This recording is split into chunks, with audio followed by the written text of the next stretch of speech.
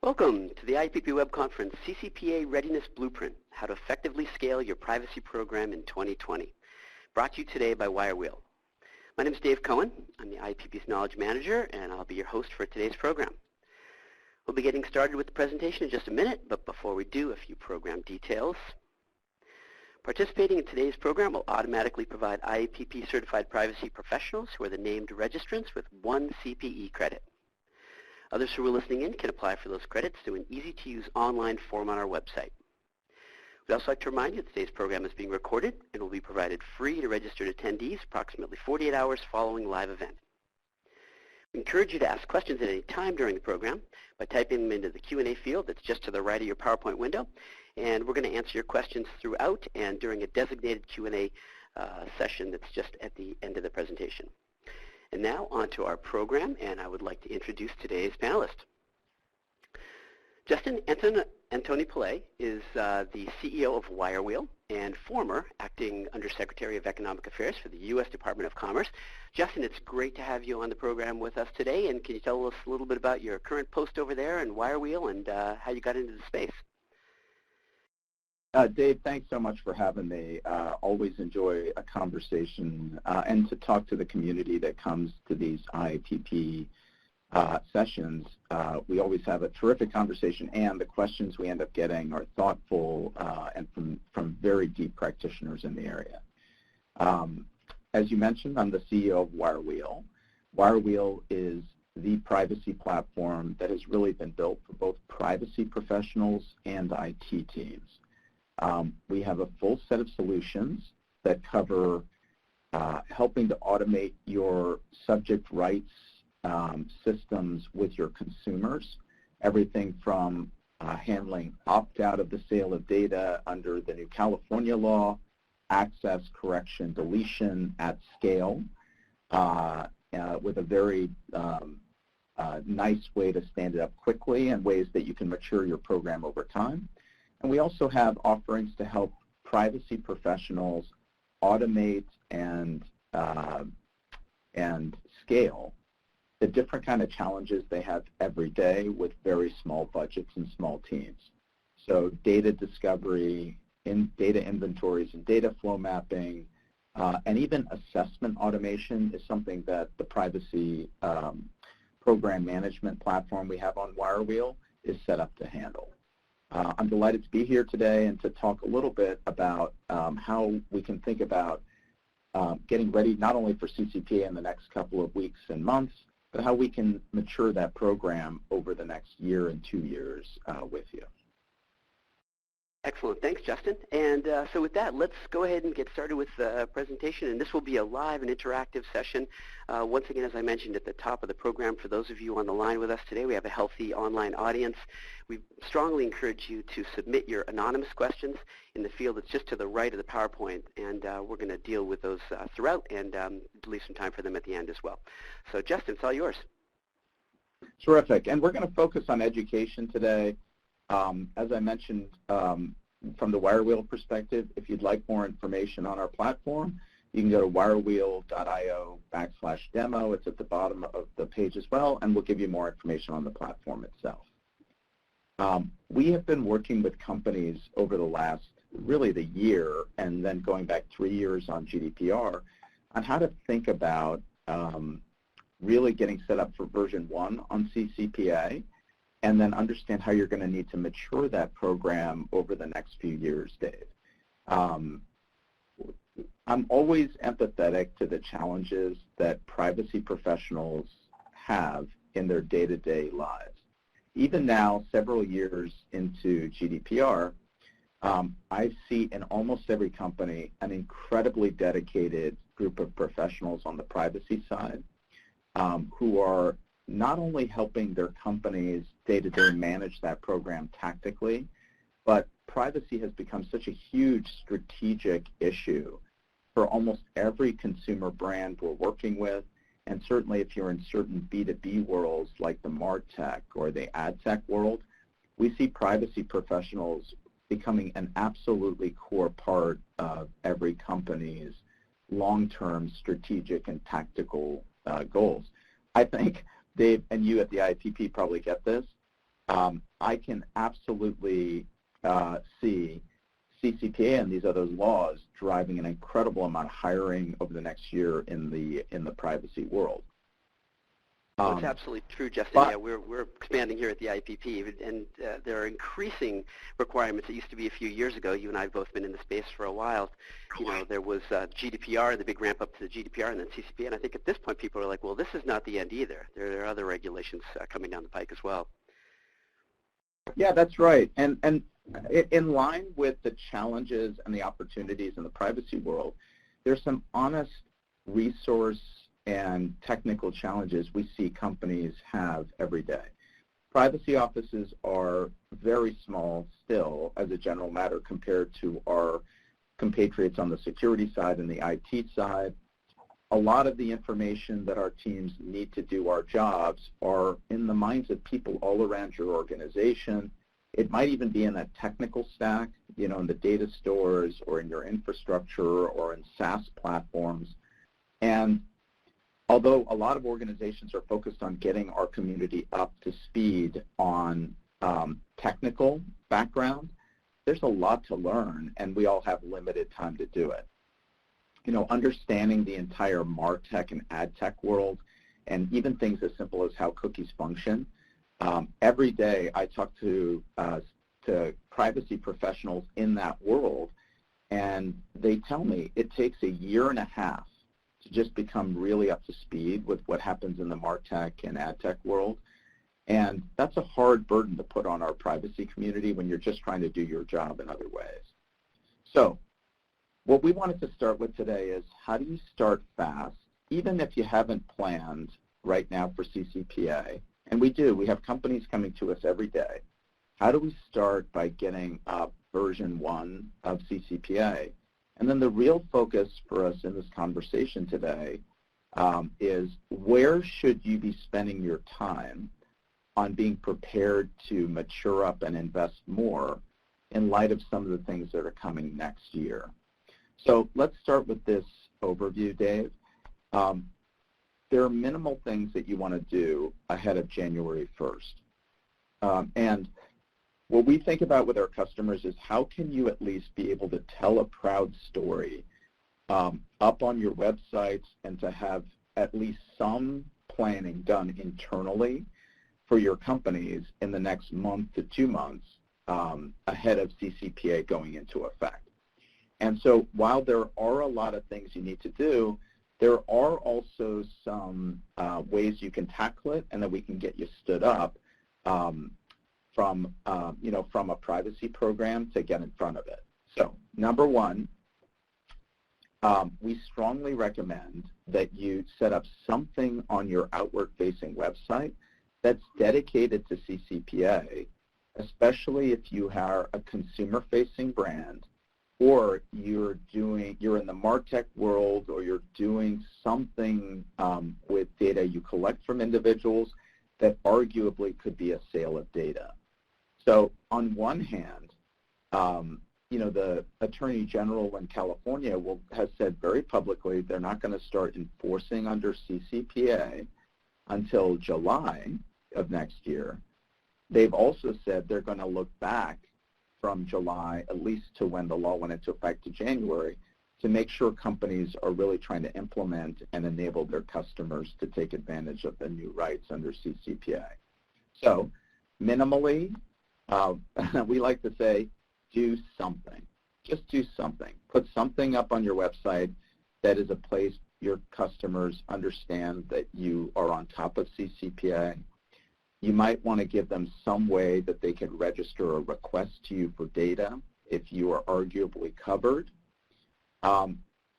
If you're on the privacy side of the house, please go talk to your marketing teams and the team that might have manage your CRM, like a Salesforce, just so that you have some understanding and connectivity to those teams, so that if you start getting requests under CCPA, that you have contacts in those groups and you know who to call when something happens. Hey, Justin? Sure.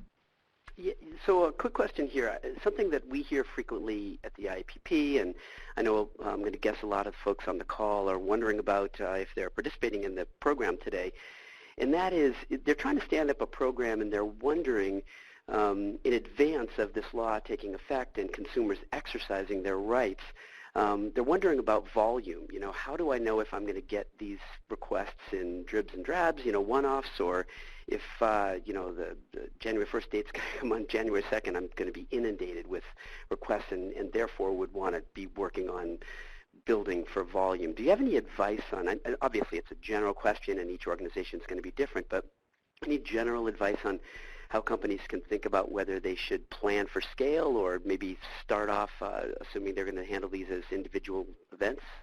I'm sure you hear this as well. Dave, we hear this all the time. I think anybody who has who believes they have a full crystal ball, I think it's hard to know at that level, so I agree with you completely.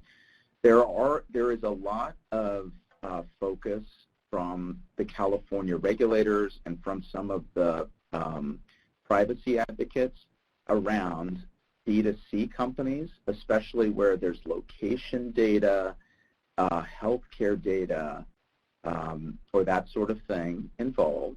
I think there's been a lot of focus from the regulators and from that community around MarTech and ad tech companies that are arguably selling data.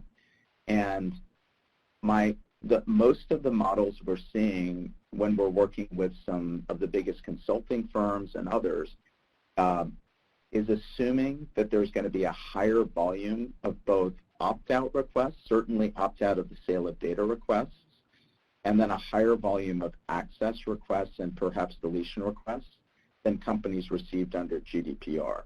Just how much larger the models I'm seeing that folks have, they're expecting a much, much higher set of requests under opt-out of the sale of data than they might for access or deletion. But even on access and deletion, companies that fall into the windows that I've been talking about seem to be expecting, you know, orders of magnitude higher over some window of time after CCPA goes into effect.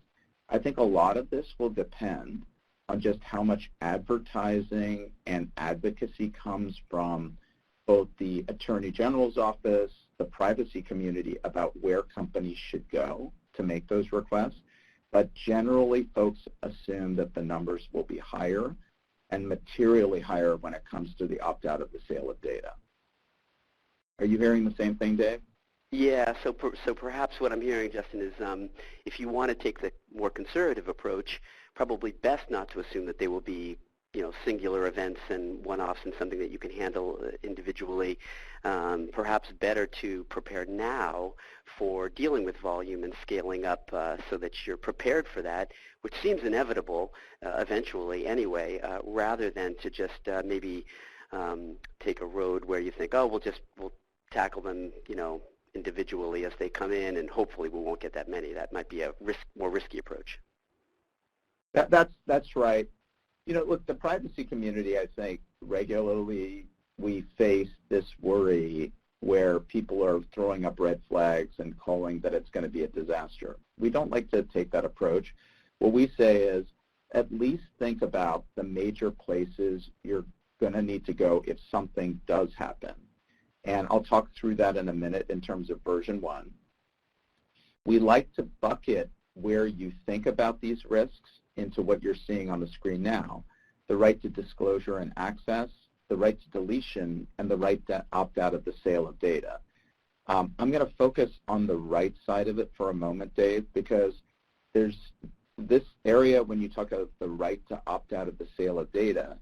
My sense is this is where companies are going to get hit more and with higher volume because of the way both the law is written and the way that the proposed regulations are written. And I like to remind on a constant basis that although there are draft regulations out, the comment period on those has just expired, and we don't even have a final version of those regulations. So you want to make sure you're in a position where you're looking at the regulations but not over-indexed to those proposed regulations because they aren't final yet. But if we could talk about the opt-out of the sale of data for a minute, Dave, most everything, even set aside the language of the law and the regulations, almost everything in CCPA talks a lot about this. And there are two things to consider here when you're trying to figure out what to do. Number one, sale of data under CCPA is very broadly written, just in the law. And when you see the draft of the regulations, it seems to broaden it. So regularly I'm asked, well, we don't actually sell the data, or I'm more of a processor, to use the GDPR language. Maybe I don't need to be posting that do not sell language. And if you actually look at the law and you look at the proposed regulation, a lot of the things most companies do, even when it comes to cookies, qualifies, or strongly qualifies as a likely sale of data under CCPA. So there's a good chance, and you should talk to your own lawyers, I don't want to overstate this, but there's a good chance in your company there's stuff going on that qualifies as a sale of data, and it may be hard to eliminate that you're doing that.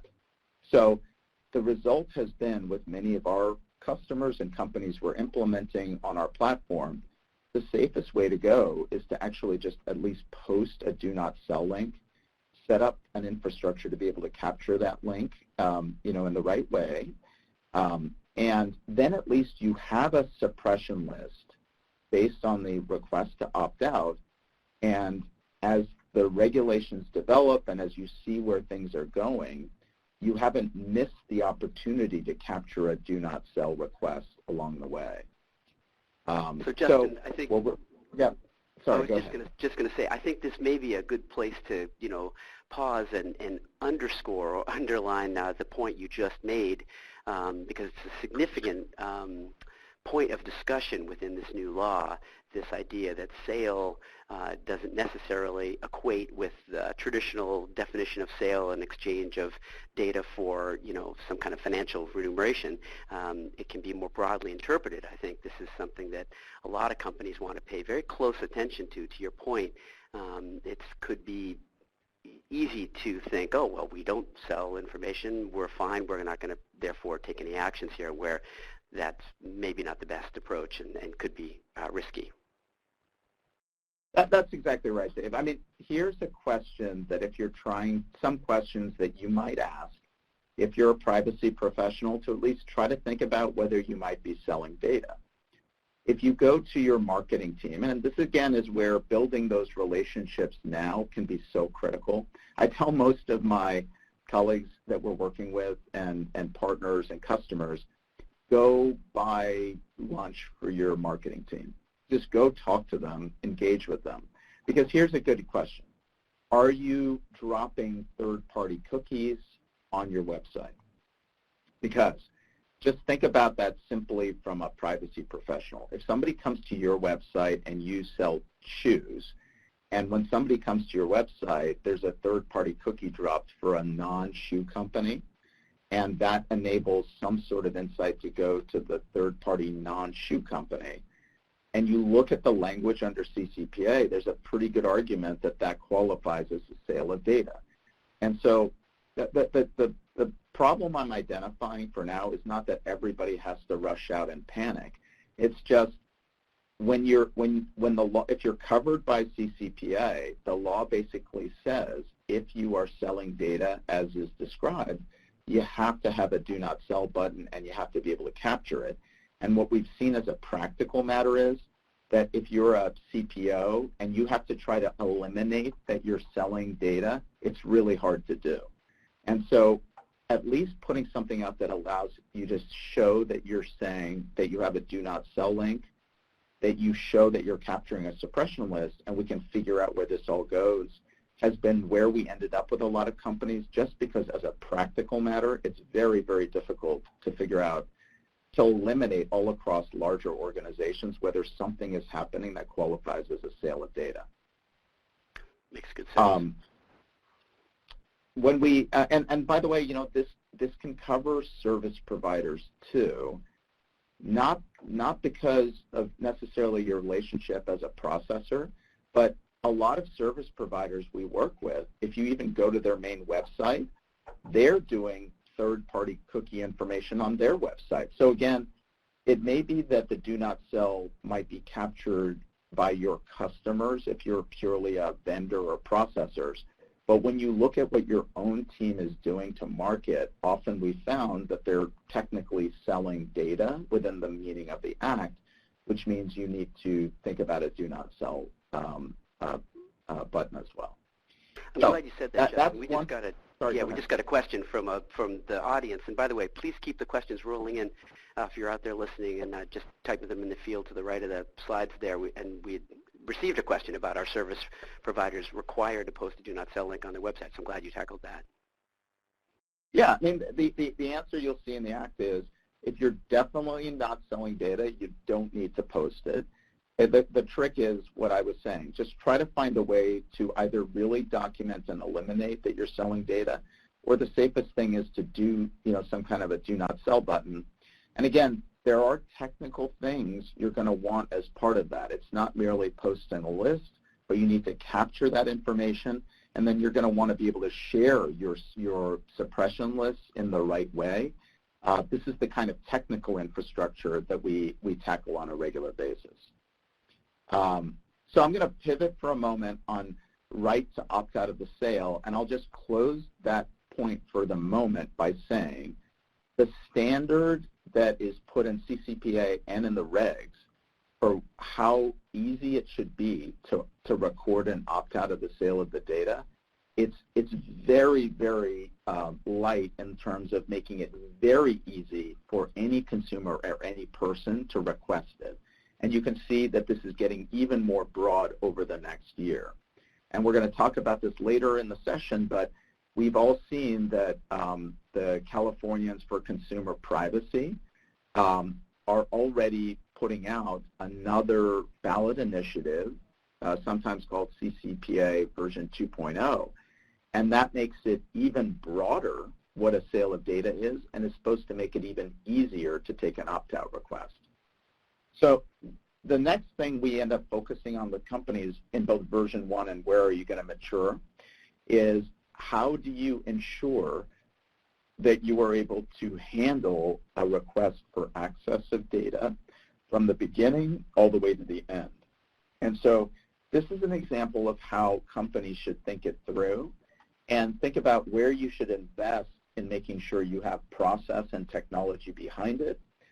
Again, we can consistently say it's not necessary to think of the most mature version of this, but this is meant to be an issue spotter for companies to think through.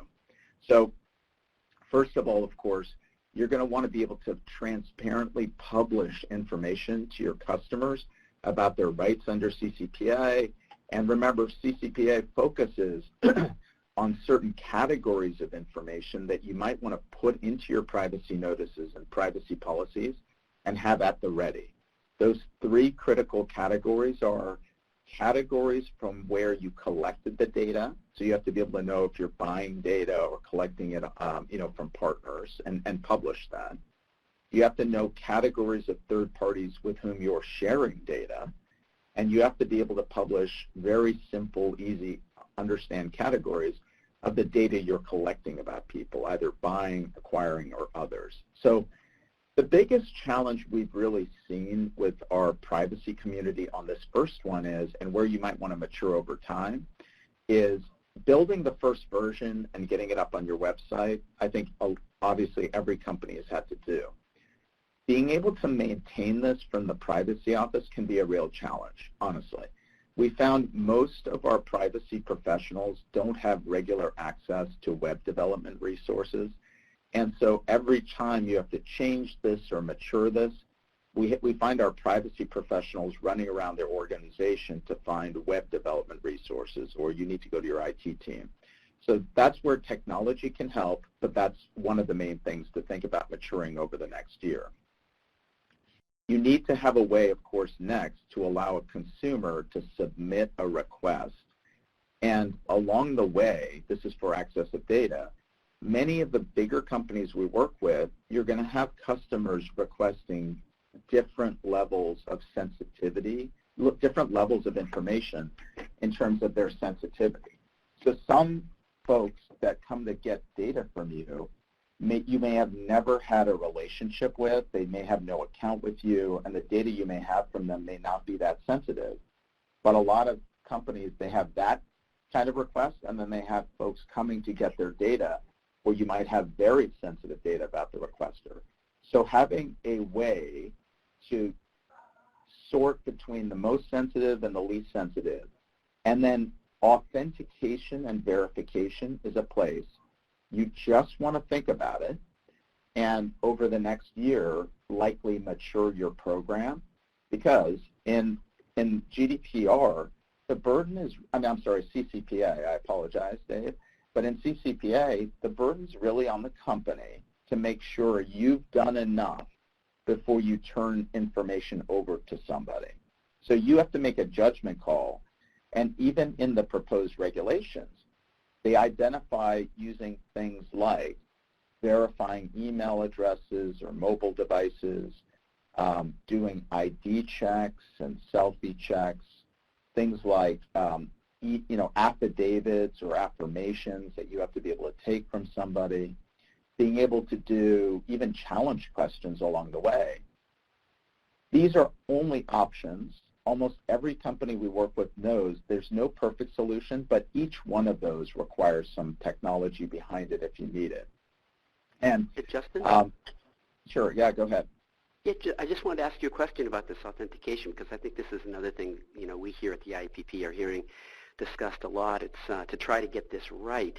There's a balance to be struck between making sure that you're not giving out personal information to unauthorized parties, and at the same time, you don't want to create too much friction for the consumer requesting the information, because that's not going to sit very well with the consumer either. So this is a pretty difficult thing to do, right?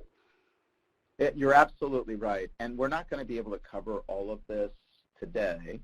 One of the things we've made available to the IAPP community with much more balance and nuance, Dave, is if you go to wirewheel.io/RFP, we've laid out a document that has a lot of the technical requirements with some balance that might be more helpful for the community of how you balance one against the other and how you think about these things. And that's a resource that is much, much deeper, but you're really right. It's not about having a one-size-fits-all set of challenges. It's about thinking through the sensitivity of the data, making it easier for a consumer to get that data if it's not as sensitive, and being able to have assurance that you've done kind of everything you can with consumers who are, in fact, getting much more sensitive data. And that's why, as we go through it, it's not a one-size-fits-all. We need to have choices within your company that allow you to verify and authenticate the requesters, and depending on the kind of data request. You're going to want to think about actually having some way to assign out collection within when you're collecting data. Some companies, you start by just having safe encrypted environments to collect data via workflow. You want to at least think about that if you happen to get hit by hundreds or thousands of requests, how can we start automating that? And that's a critical conversation we're having with a lot of companies about how we might mature this over the next year if they start seeing a high volume of requests early next year. And again, this is where we like to have balance with our community. You remember, even if a request come in on January 1st, you have until at least the middle of February to fulfill those first requests. There's a 45-day window. And then on top of that, if you have good reason, you can get another 45 days before you start fulfilling requests. So while we want to make sure our community is thinking about this, that you've looked at the primary places you want to collect, you at least think about the way we can start automating this. If something weird happens, you do have a couple of months here at the beginning of the year to start tackling that if, in fact, it really gets to be a high volume. Encryption is absolutely critical. As we all know, under CCPA, there's breach liability and privacy liability. If you fall into the breach liability area, you're subject to class action liability and a lot of elevated risk. But there's a safe harbor in CCPA as long as you encrypt the data. So what we're really focused on with our community is making sure that when you're fulfilling these requests, it's encrypted all the way through so that you don't take on breach liability while you're, enabling consumer rights. And then, of course, you're going to need tracking and reporting. Both the law and the regulation have a number of requirements. In fact, you might have seen, Dave, in the proposed regulation, companies have to be posting the number of requests they're getting, how often it's taking to fulfill, and do that publicly. That can be a burden on small privacy offices, to track it down. So think about ways that you can automate that. I'm sorry, go ahead, Dave. Justin, I was going to say, this is another point where there's a lot of discussion around, all right, more potentially challenging reporting requirements here for the CCPA. And, what we hear from a lot of our members is, well, we just went through this big GDPR lift, and of course the GDPR has some reporting requirements as well. Can you comment, Justin, on whether any of those efforts to, create documenting and reporting systems for the GDPR might port over to the CCPA and have that work leveraged, or are we talking about different enough reporting requirements here so that these are going to be new standalone efforts? Any chance we can leverage that earlier work? Oh, you definitely can. If companies have spent all the time on PIAs and the GDPR preparedness, you've probably done a lot of the work. You've probably done a lot of the work in terms of identifying the systems, and that infrastructure that you've thought about, you can repurpose. There are enough differences that it's not like a plug-and-play thing, we found, because the specific reporting that you're going to need for CCPA is just a little bit different than what was required under GDPR. But that brings me to a critical point here, Dave, which is, we've seen a real change from the way companies are trying to tackle the first version of CCPA from the way they had to tackle GDPR. And the critical thing here is, because GDPR was very driven by assessments, you had to do these privacy impact assessments and these data protection impact assessments, and we can help automate those. The real thing here is a lot of companies, when you were all driven by assessments, it meant you have to really go and find everything, really find all of your systems and all of the data. And what we are finding is if you're looking to stand up a CCPA program, you can prioritize some of the critical systems that you'll really need to collect when you're fulfilling a CCPA request. And that's not a matter of saying you're not going to go look at everything later. It's a matter of prioritization. Because when we go into companies, you're going to want to start by collecting data from your main customer identity and access management center, if you have one. You're going to collect it from the main data stores that are driving your, your applications. If you have a CRM, like a Salesforce or something like that, you're almost certainly going to be collecting data from that system. If you have a marketing or analytics platform, that's another place where you're almost certainly going to want to collect information. So I've just prioritized for what we're seeing 4 critical areas that you're going to want to collect from first.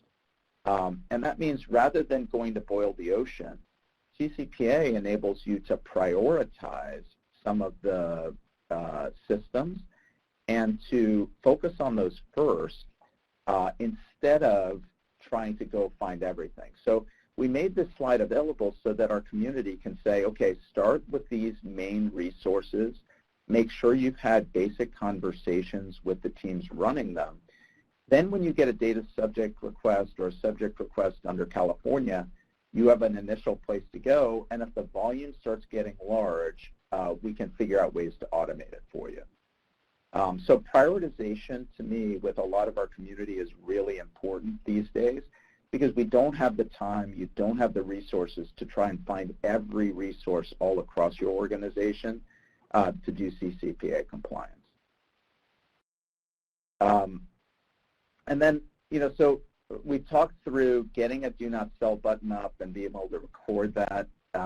We talked about the basic elements you're going to want to think about for access and deletion in these first few months. But now we're going to look at what comes next. How do we all think about not only be preparing for January 1st, and remember again, we have a lot of companies that are looking to wait to see what happens after January 1st all the way through July when enforcement starts. So here are some of the things that we are really looking to work with companies on. Volume, Dave, as you've identified, is critical. How does it look? How many requests are you getting for the opt-out of the sale of data? The amount of time that companies end up spending fulfilling these requests is often very high at the beginning because you're finding the major systems and it's very human-driven. That can be a burden on your main marketing teams, your sales teams, your application data teams. So try to find ways that you can make it as easy as possible for them and at least go through some kind of a tabletop exercise to start. And what we're going to do over the next year is automate a lot of those things. Take the burden off of the human beings and automate the requests back and forth from these critical systems so that you don't have to call a human being every single time. The third-party challenge can be very tough.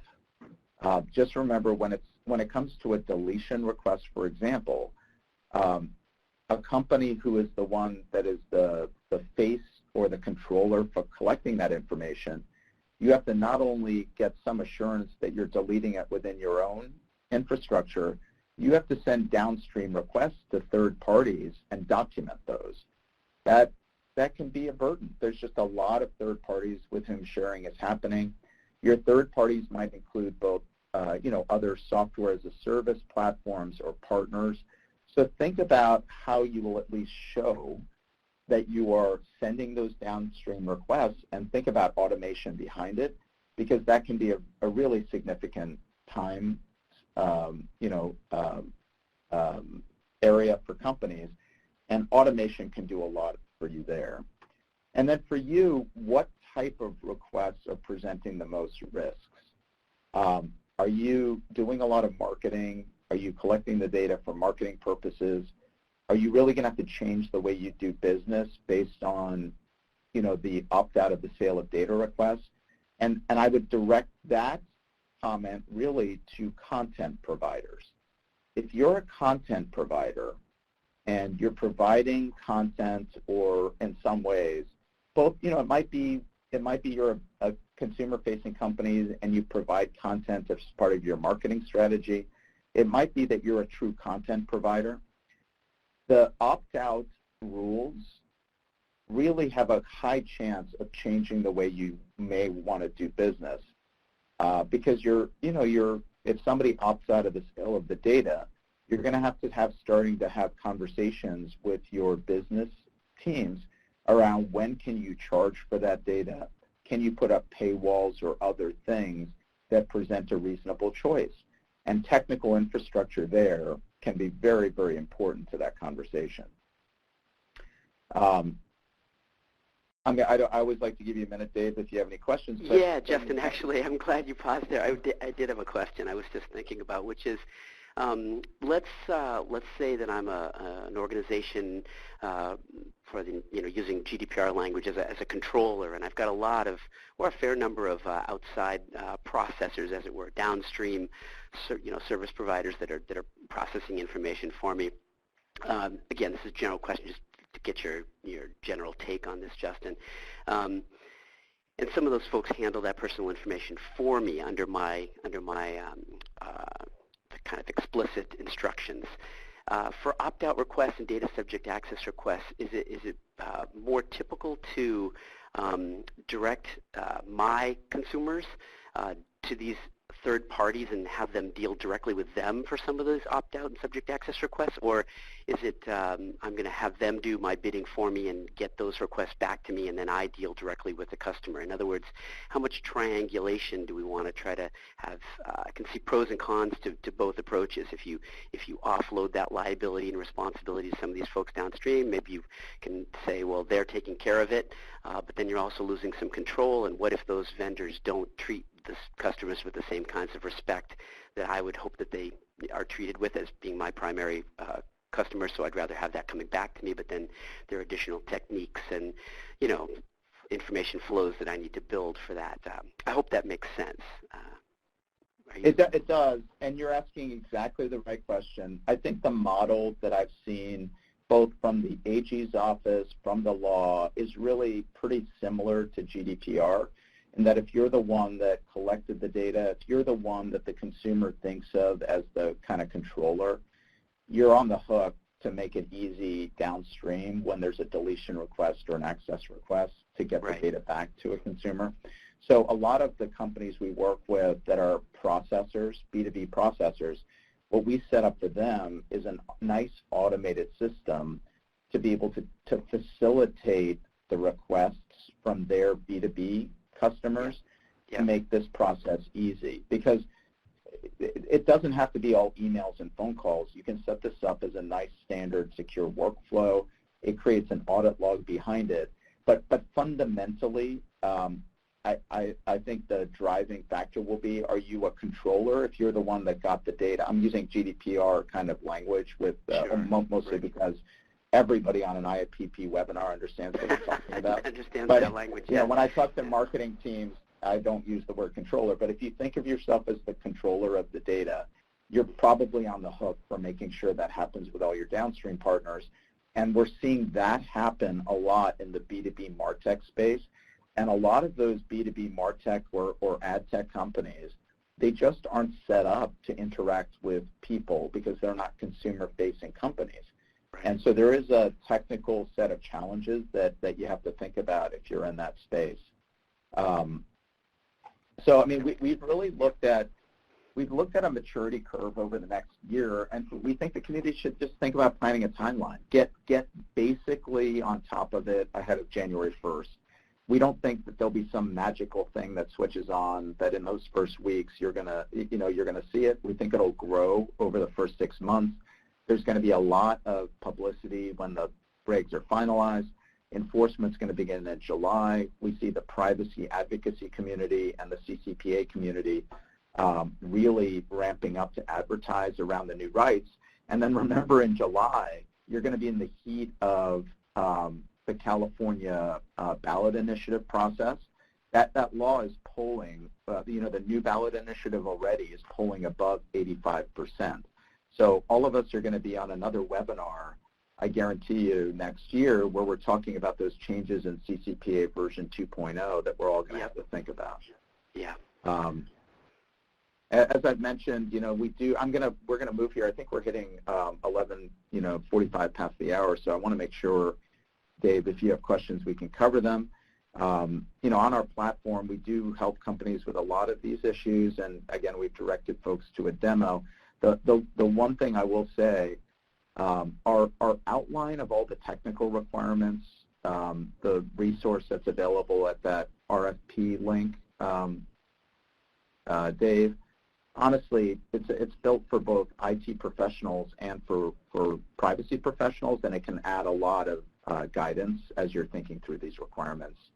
By the way, Justin, just so you know, we posted that link in the Q&A panel for those that are wondering. So if you're interested in that link, it's wirewheel.io/RFP, and we've posted that link. It's a live link in your Q&A panel for those of you that are interested in popping over there and bringing up a browser page and having a look at that. Yeah. Terrific. Well, great. So I hope this was helpful in terms of where we see. I'm happy to answer questions, or I can cover some of the topics we covered in depth as well, Dave. Yeah, no, this is a great opportunity. Again, we're coming toward the end of the hour here. For those of you that are on the line and listening, there's a field just to the right of the PowerPoint window. Type in your anonymous questions. We'll deal with them anonymously. Submit them here. This is your opportunity to have Justin provide some information for you.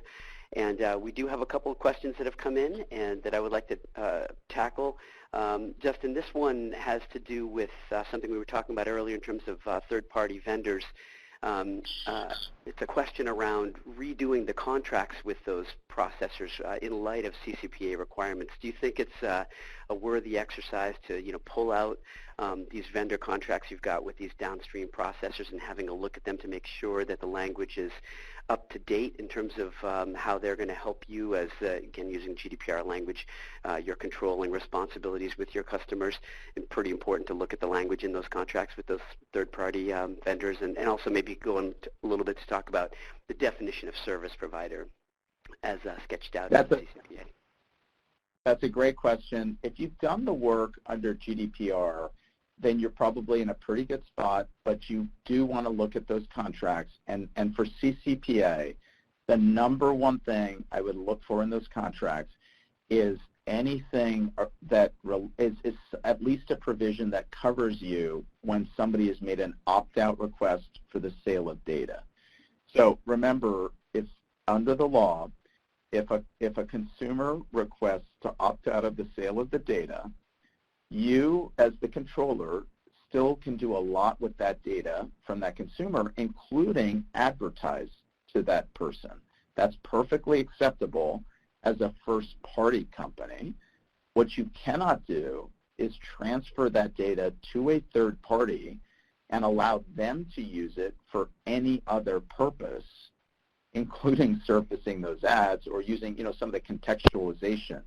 So we've really found it to be a valuable exercise to make sure you have a simple CCPA provision, and that's the legal side of things, something that at least makes clear that if you tell them somebody's opted out of the sale of the data, that they're going to treat that data in a segregated way consistent with CCPA, and then to enable your company to enforce that language, you need a suppression list that you can share with your third parties.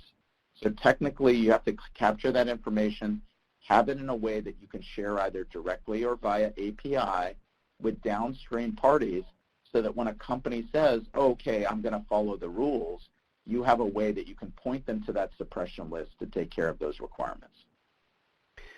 That's great. Let me follow up with you on that, Justin, because we just got a question from the audience that's related. You may have already covered it, but there's a nuance here that I'm wondering if you might want to address. The question is this: do you recommend that businesses add in their contracts with other businesses provisions that require them to process individual rights requests? The way I'm thinking about this, it's almost like saying to all your downstream vendors, hey, if we're going to continue doing business with you, we want to make sure that you all are aware of the CCPA as individual entities upon yourselves, and that you are also honoring CCPA requirements some imagining a scenario where perhaps as a controller, you're doing business with vendors who are not honoring data subject access requests themselves as processors. That's the way I'm reading this question. Any thoughts there? Yeah, that's again a great question. Yes, and again, having a provision with your vendors that's something like, at least a catch-all, you will comply with CCPA, and if they're a processor for you or a vendor and they're taking third-party information, getting a clear understanding that they will facilitate the exercise of a CCPA right if necessary. Something like that. Obviously, you may need to get advice from your own lawyers about the specific language. That's critical.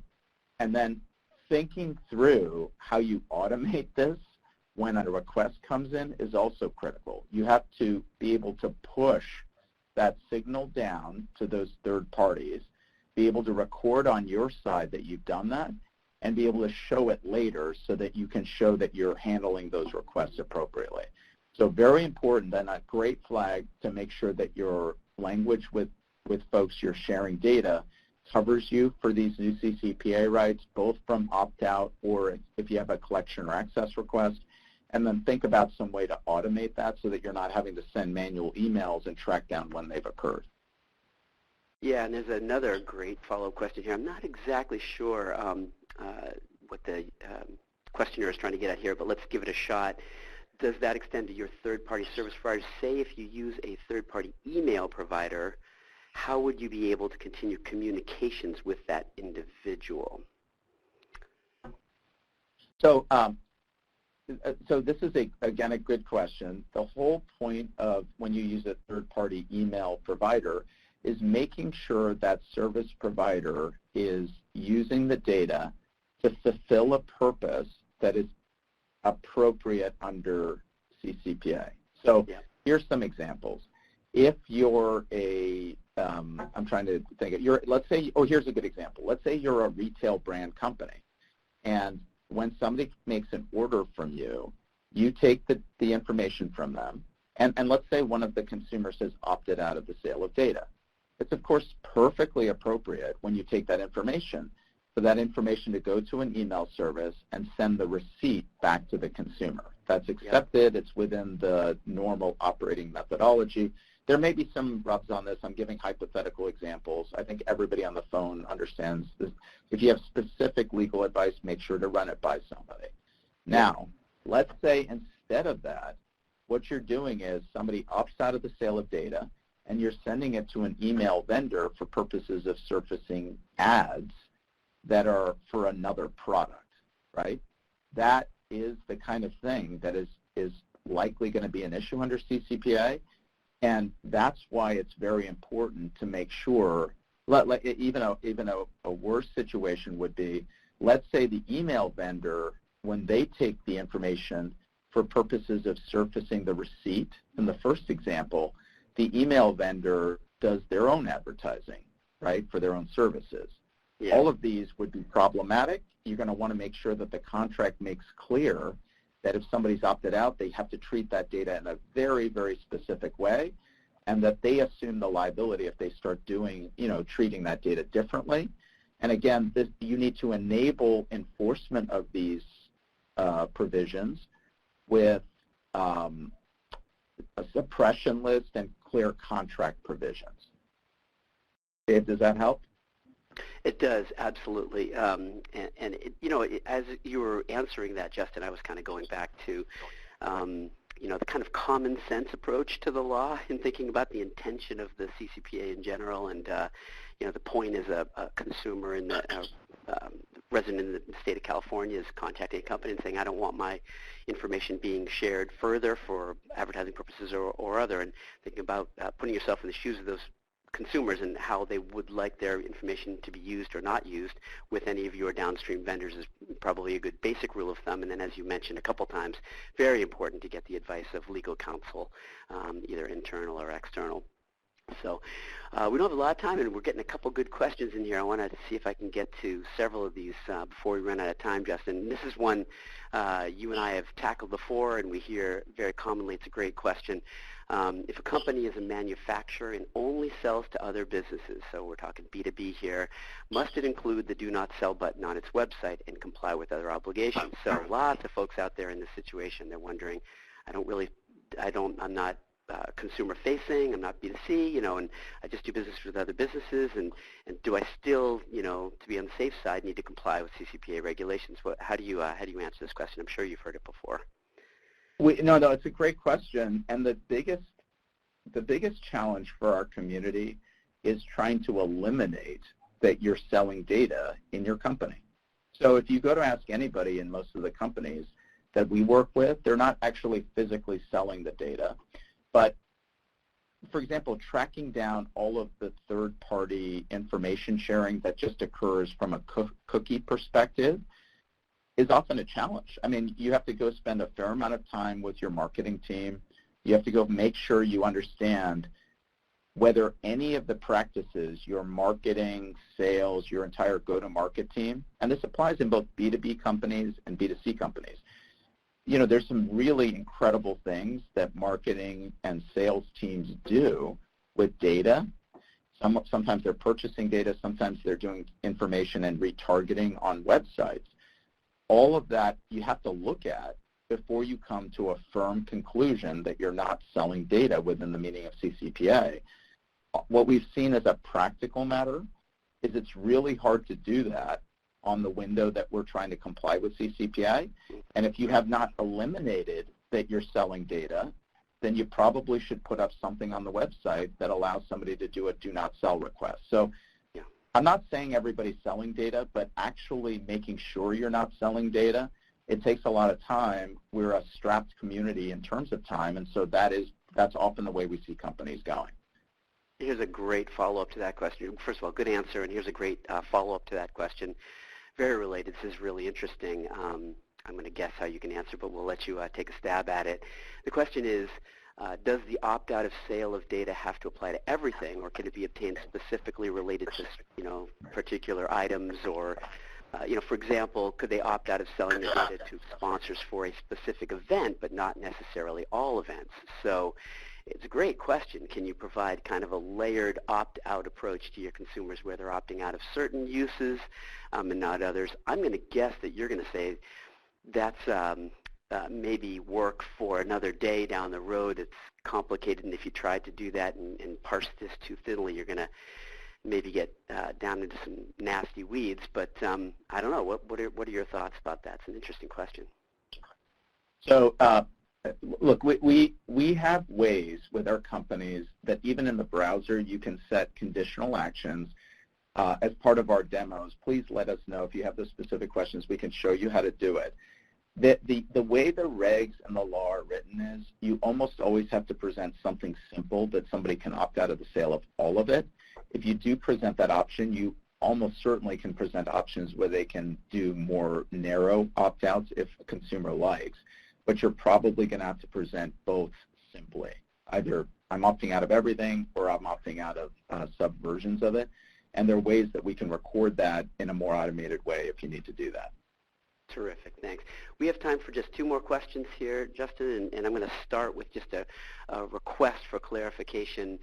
You had mentioned a suppression list, and we have a question from the audience about, could you please define what you mean by suppression list?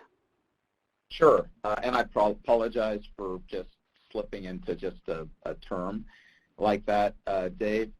I think you and I have talked about this before, so I may reuse something here, but there was an episode of Seinfeld years ago that I loved where Jerry goes to make a car reservation, and they took the reservation, and he starts laughing, and they gave away his car, and he says, you got to both take the reservation, and you have to hold the reservation. What I mean by a suppression list is if somebody says, I'm opting out of the sale of data, sometimes you're going to get from them only whatever information was collected from the browser, things like cookies or IP addresses. Sometimes you can collect more of that. You have to hold that opt-out request somewhere, and that's what I mean by a suppression list. So why will we record a suppression list in a couple of different ways for companies? But you have to have that somewhere that you can actually use to help your company use that data internally, and you have to be able to use that, quote, suppression list to help you enforce your contractual rights. We automate all of that, but that's what I mean by a suppression list. It's a list of folks who have requested to opt out of the sale of the data with whatever information they have given you. Right, so making sure all the pieces connect. You're collecting that information, doing a great job. You have that list. You have to actually follow through and make this happen, make these deletion or access requests, deliver on those. We had a great comment from the audience here that says the holding is the most important part of the reservation. So, exactly. And then let's finish with this one. Sadly, we're out of time. I'm sure we could go on for quite some time here, but this is another great question. Terrific questions from the audience, by the way, in this program, folks. Just really excellent and I think applicable to a lot of people. So thank you for being such wonderful participants here. And so we'll finish with this. Regarding the question on B2B companies and eliminating to sell the data, how does this work for international companies sharing data within the companies within the same group? Might this be considered a sale under CCPA? And I'll do the caveat for you, Justin. Gain legal advice from within your company, but it's an interesting dilemma. A lot of the IPP members are large multinational companies doing business all over the world, and holding companies which have many different business arms. Within those, transferring data within those arms, might that be considered a sale under the CCPA, or what are your thoughts there? I think it could be, unfortunately, because of the way the law is written. It's hard to make a generalized statement. There's certainly times where it wouldn't be, especially when the consumer kind of thinks of everybody as part of the same solution.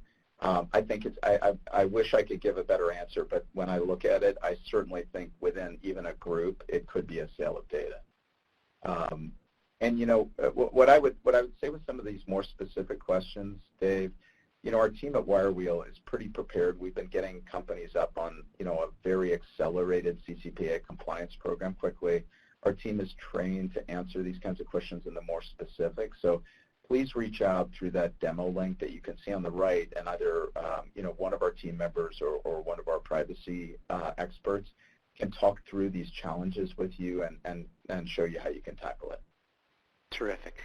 Well, with that, thanks so much, Justin. And regarding further questions, we do have a couple that we can get to. You can reach out directly to Justin. His email address has been provided there.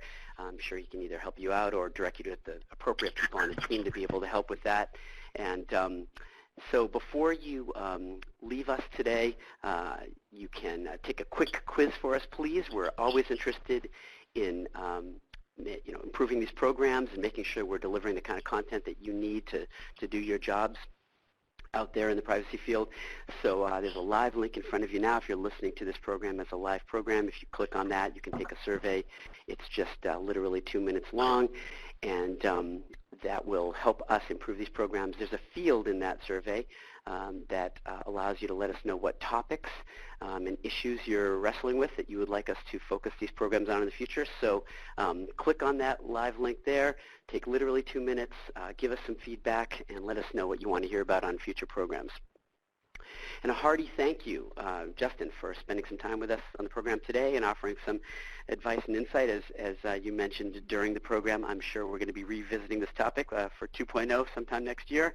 But it was wonderful having the conversation with you. And thank you, Wirewheel, for supporting us here at the IAPP and making this program available for free to all of you out there. So thank you, Wirewheel, and thank you, Justin. Dave, thanks again.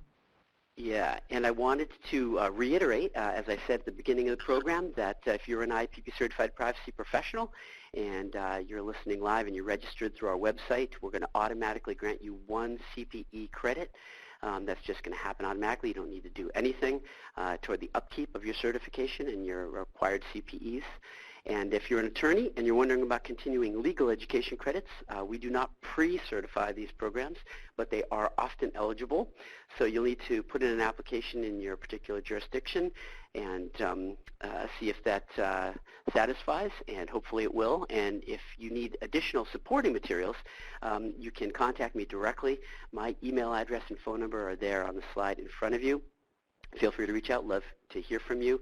I'll also mention again that a recording of this program is going to be posted within 48 hours on the IAPP website. I believe it's going to be available as well on the Wirewheel website. And there will be a live link under the recording window, the on-demand video viewing window, a live link where you can download a PDF of the slides. And you can look through these slide materials again. So one last time, thanks everybody for joining us today. It's been a real pleasure, and hope to see you on an IAPP web conference sometime in the near future. And with that, I will bring us to a program close.